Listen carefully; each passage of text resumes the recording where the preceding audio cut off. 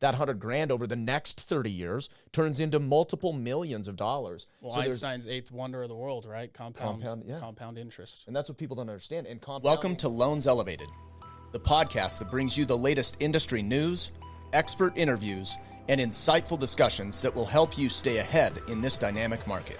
I'm your host, Broch Lassig, and I've spent years in the trenches of the mortgage industry, helping individuals and businesses navigate the complex landscape of real estate financing. I'm your co-host, TJ Heidenreich, and together we'll cover a wide range of topics, from business strategies that skyrocket your success to mindset and motivation that fuel your growth. All right, welcome back to Loans Elevated Podcast. I'm here this week with Ryan. I don't know if I've ever been with Ryan, but I'm glad to be here. First time. Yeah, sweet. I'm stoked to be here. So him and I are really big geeks, similar to TJ and I, about running numbers. And what him and I were having a conversation this week and in depth today, prepping for this, is really in the United States, there's a fallacy that you can save your way to retirement. And it's just not feasible. You can hardly invest your way to retirement with cash investments. You got to get more strategic with it. So today, we kind of want to go over some information that we've been running, just some data to give you things to think about and hopefully inspire you to take action for your future self, because so many people forget to fast forward 20, 30, 40, 50 years down the road and recognize what the impact of today's actions are way down the line. And it's significant, but you have to take action today. So Ryan, why don't you just dive in? Let's kind of talk about these examples of people that we run into in our worlds and what they are attempting to do to save their way to retirement. Yeah. So obviously as mortgage lenders, we see a variety of different financial strategies. And I think today what we're going to do is just kind of take it from little risk all the way up to some strategies that I guess normal public or consumers would consider high risk and compare how that would look 30 years from now versus net worth. So we'll just start with someone in the boat of, absolutely no debt. They pay everything in cash and they don't invest really in anything because they don't want to take risk. And it's purely just savings each month. So this person, Ryan, just earns their money. They have no debt and they just put their money into their bank account is what you're saying. So any additional funds they have, they just throw it in a savings account because they love to see the balance grow. It feels safe. It's secure. And they're not taking any quote unquote risk. Now, these people oftentimes we'll see have a narrative that they can't afford to buy a house, even though they might qualify for it. They don't think in their eyes it's fitting their criteria, at least in their budget. So we ran a scenario where they merely just saved $500 a month over 30 years, averaged about a 2% yield in savings accounts, which might be a little aggressive if you pay attention to your statements each month. So in 30 years, if they were saving $500 a month, that is only worth about $245,000 30 years down the road. I mean, that's with inflation and everything else in general, that's worthless by the time you get to retirement or whatever that ends up putting you 30 years down the road. And if those 30 years were part of the last 30 years, you look at it probably wouldn't even have averaged a 2% return because there were 15 of those years that it was like 0.1% return. That's insane. $245,000, 30 years down the road is going to be worth almost nothing. It's worthless. And the crazy thing is a lot of these people assume this is no risk because the money's in the bank and I'm not going to take this risk. Well, I was looking at something, I shared this with Ryan today. If you just Google the term Dodd-Frank bail-in derivatives. So Dodd-Frank is a legislative bill that was passed years ago. It had a heavy impact on us in the mortgage industry because it was what really shifted the way mortgage loan originators, which is what we are, were compensated. So it's something we understand pretty well, but this is a little piece of the puzzle that has nothing to do with mortgage lenders, and it has to do with the banks. So back in the 2008 crisis, there were bank failures galore. What happened is the government came in and they bailed out those banks. So they took taxpayer funding, or they backed the bailout by future taxpayer funding to bail out these banks so that the entire U.S. economy didn't collapse. That was a bailout. So what they implemented in the law was this concept of a bail-in strategy to enable banks to avoid failing if they hit an issue, which believe it or not, we're in this place now. We find ourselves in 2024 where there's legitimate risk for banks failing again. And this is something people need to think about. So a bail-in derivative, and I don't know if that's the exact term, but if you Google that, you'll be able to read about this, means that a bank has the ability, if you have funds in a bank account more than $250,000, which is the current insured limit, more than $250,000, the bank has the legal right to strip anything in excess of that amount to bail themselves out with the money that is in their bank. So your money in the bank can be stripped away from you, and they trade the debt, which is your deposit, for equity, which I assume, I don't know this exactly, but I believe they're just doing a function of you become an owner, I guess, of the bank with your small little sliver of cash that they've taken from you to bail out the bank and avoid failure, avoid bank failures. They call it bail-in because it's money that's in the bank and they're using their own money to avoid a failure. That is scary stuff. So oftentimes when people think, and the sad part really is, and we've been lucky to just be surrounded around successful people that have taught us a lot of this stuff. We do a lot of reading.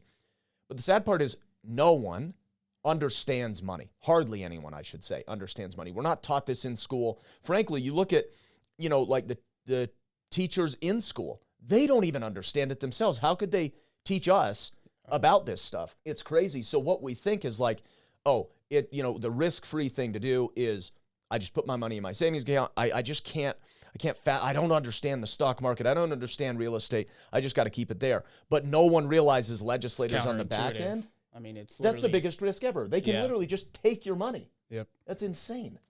Yeah. So anyway, I wanted to go on that tangent and share that with you guys because I was shocked. I learned that a few weeks ago and it was pretty crazy. Yeah. But let's talk about the other person that's maybe less conservative, a little more aggressive, but still thinks they can't afford to buy a house because they have to save their money. Yep. 100%. So this is kind of taking it a step up. So most of us have heard of a 401k. Typically everyone has one. So instead of applying that same $500 a month into the savings account, let's just say we're contributing this to a 401k instead. So average appreciation, we ran about 8% on that. Yeah, return on investment, we said 8%. And we're including annual that your employer matches your contributions half. So we're assuming that you contribute $500, employer contributes $250. So $750 a month total per month. Yep. But only $500 come out of your pocket and ROI of 8%. Yep. So in 30 years, same timeline, we're worth about 1.1 million net worth at that point. So obviously the difference is very great. I mean, even if you're doing that, you're obviously taking a giant step towards creating a better future for yourself. And you retire a millionaire. Exactly. Very few people do that. Awesome. So there is a way to do it. If you're a consistent saver, you're willing to just commit to that. It is powerful. And that's even the most basic form of investing as well. Everyone typically has a 401k. And it's very passive, super simple. Yep. Typically just coming out of your paychecks every month and then the employer match, which is awesome. That's great within itself. You have anything else to add on that one? I mean, even just the difference between saving that and investing into a 401k is insane. Yeah. I mean, I think we're just slowly getting more aggressive, but the reality is you got your money in a bank that could fail. We've seen banks fail recently in the past 12 months. We saw banks fail 15 years ago. Banks fail. The large companies you're investing in your 401k, it's not very common they fail. Think of, you invest in the S&P 500, for example. That's the top 500 companies in the United States. Many of those, like obviously the biggest ones, which is the majority of where your money would be if it was in the S&P 500, for example, are like the Apples, the Amazons, the Teslas, all these massive companies, and even the smaller ones in the S&P 500 are all household names that we know and understand. It's rare those companies are going to fail. But the trick here, let's say one of those companies did. You're diversified by 500 different companies. So if one of those banks fail or one of those companies fails, big deal. I mean, sure, you might take a tiny bit of a loss. If your bank fails where you're saving your money, you take like an enormous loss. If you're over 250 grand, potentially one the whole basket. difference. Yeah, exactly. It's all in sure. one basket. So, anyway, just considering like taking the step, it's counterintuitive to say putting money in the stock market is less risky. But frankly, if you look at it this way, it is less risky to have your money in there as long as you're in it for the long run. And that's where I think, again, people miss. They don't realize, like, short term, who especially because you cares? look at the savings, like you can just grab that immediately, right? It is Right. very short term the entire time. It's very secure. It makes you feel safe. I mean, we probably have been guilty of that at some point in our lives as well. So, Well, and so many people, what I find, even like people talking about buying houses, but it also relates to investing in the stock market, whatever. You hear something on the news and you're like, oh man, no, I heard there's a tech bubble. I better not invest in the stock market because these tech companies could fail. And it's like, yes, they could. Yes, that's a real risk. Personally, I don't think it's a likelihood that it's anything tremendous, but it is a real risk. But if it does, who cares? Because you're not talking about what your money does in the next 12 or 24 months. You're talking about what your money does over 30 years or 15 years, depending on where you're at in life and what your age is. We're talking about a decades-long run. Yeah. So who cares what happens this year or next year? It's not significant, but that's what we all know and think about because that's what's published on the news is the doom and gloom. And it's human nature to always resort to the negativity. Right. I mean, in any crash, in any market, no matter if the last 10 years that same market has performed well, we're always going to refer back to the one time it didn't. And we're never going to forget that. But you go Google the S&P 500 and you look at the charts in virtually any, let's say, minimum 10-year period of time, the chart looks like this. It's going up. The values are going up. 40-year average was what, 10.5? Or that it might even be conservative. 11 point something? Yeah, it's crazy. So, like, I don't know. It's wild. But obviously a clear difference from the savings account. Yeah, for sure. So, anyway, beating the Sweet. dead horse. Yeah. Jumping up to the next step here. So we're considering now getting into real estate. Now, let's say this person has just decided to purchase a house. They've used that $500 that they were contributing towards a savings or 401k. And with interest rates being higher today, let's use today as an example, they've utilized that $500 to feel more comfortable with the increase in payment or whatever that might be getting into real estate today. And we said this person purchased a $525,000 house, median home price. I think that's a fair value to talk about right now.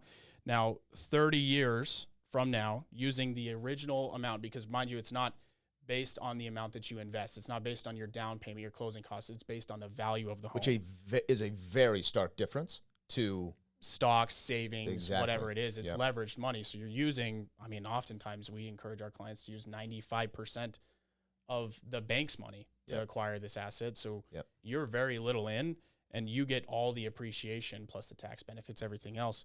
Now, 30 years from now, we're looking at about $1.7 million just in that home value. And you also had memories with your family in the house. You had the utility from it as well. It's not just primarily an investment. You get the best of both worlds. But clearly that investment is better than really anything else. Tremendously better. And we're talking about the same amount of money. So the big thing that's important to consider here is we're just saying invest, like, to lay the framework a little bit. We're talking about, like, we run into so many people where they're like, hey, the payment's just, I can't afford that extra $500 a month. If I have that monthly payment and it's $500 beyond what my, what my comfort range is, I won't be able to save. That's what I constantly hear. I can't contribute to my 401k and what am I going to do with my retirement? The reality is people are missing the point. Like, a home, while it is a replacement of rent, and there is an expense, I guess, attached to it, you could view it that way, it's truly an investment. So if you peel back all the emotions, look at this from the purview of it being a financial investment, you're just simply choosing to reinvest your money into a home instead of your savings account or the stock market. It's the same money, but it goes from $250,000 in the bank and from $1.1 million in the stock market, you have $1.75 million with the exact same dollars. And this, we're being ultra conservative. We assumed a 4% appreciation rate on those numbers. That's wildly low, and we'll kind of go over some numbers here in just a moment. But we used a 4% average, and we assumed in this you paid the extra $500 per month the whole time you own the house. That's also unrealistic because right now is when you're feeling that pain when rates are super high. Rates at some point in time will come down. You will have the ability to refinance, which means probably in the short, our belief is in the next 2 years, you have the ability to refi. You probably save that $500 a month. And now you get to just start investing that same $500 back into your 401k. So now you're double dipping.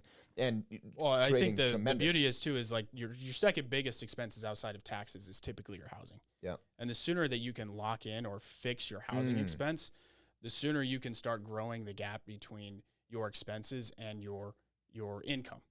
generally speaking, we're getting raises each year, right? And there's opportunity, obviously, as you discussed, to lower the payment down the road, whether it's refinancing, principal reduction, stretching the term back out to 30 years, dropping mortgage insurance. There's multiple ways to lower that payment versus in rent, it's increasing every year. So and you have no control over it. Exactly. And as rent increases, home prices increase, monthly payments increase forever. Yep. So if you're fixing it, while it might be uncomfortable at first, right? I mean, reality is if you reshift your brain and take the emotions out of it and see it as an investment, yeah, you're increasing your housing expense, but that's because you're also contributing towards one of the best investments to ever exist. In our opinion, the best. Your primary residence, Exactly. in my view, is the number one best investment you can make ever. And there's a lot of public figures that disagree with that. I mean, I would go up against any of them any day. It's the most ridiculous thing to say you shouldn't own your home. That is absolute buffoonery, like stupid. There's so many opportunities and benefits in this. Well, so, what is the stat? 90% of millionaires created majority of their wealth through real estate? Yeah, through owning real estate. And this is a launch pad. You know, what we haven't even gone into is, let's say you own this home for 5 years and you cash out 5 years down the road and you cash out $100,000 in equity. You go buy another more expensive house, or maybe you don't need a more expensive house, but instead you take that $100,000 and you invest that into retirement, cash retirement, like you were doing your 401k. Obviously, you can't put $100,000 in your 401k, but throw it in the stock market. That $100,000 over the next 30 years turns into multiple millions of dollars. Well, so Einstein's eighth wonder of the world, right? Compound interest. And that's what people don't understand. And compounding, the magic of compounding also works against you if you're a renter. Like that compounding just keeps happening. Rent becomes more and more expensive. So one thing that I want to do, and this will be my last point, and then you can close us up here, Ryan. We ran the numbers from 1990 through today, so 30 years ago ish.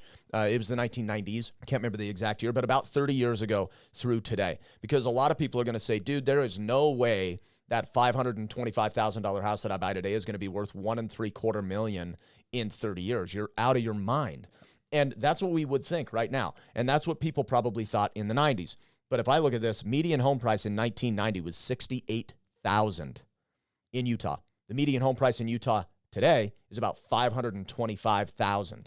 So we ran that number from a 525 to 1.75 on a 4% appreciation rate. The appreciation rate in Utah over the last 30 years, seeing as how the median home price went from 68K to 525, is that was from the 70s. In the last 30 years was 7% appreciation. So if I just recalculate those numbers, it's a 525 house, and let's say it matches the last 30 years of appreciation, which it could. That means that house is worth $4.2 million. So we're being ultra conservative in our numbers. Yeah. Like, we're trying to basically argue against ourselves in these numbers we're giving you, and you're still making $600,000-$700,000 more in wealth by just repurposing that $500 into buying a home. And frankly, less risk, right? It's a hard asset. It's your home. You're going to care for it. You control it. It's not a bank controlling the money. It's not a company or the stock market controlling your money. It's your home. It's like the best asset to have. So anyway, buying a home, clearly we're biased, but it is what you should do. You need to understand this stuff. And I know that we're all fearful about doing things that we don't understand. That's why we are here. We understand this to our core, and we would be honored to help you understand it and help you make the next step into becoming a homeowner, because it literally is the difference of you being able to retire with some sort of financial independence or freedom and not. That's the way I feel about it. So anyway, Ryan? I mean, you pretty much hit it on the head. Love it. Cool. You got to get into it. Don't wait. Thanks for joining, guys. We appreciate it. Thank you for tuning in. For more industry insights, follow us on all platforms at Loans Elevated. And to get in touch with our team, call or text 801-713-4000 or visit loanselevated.com.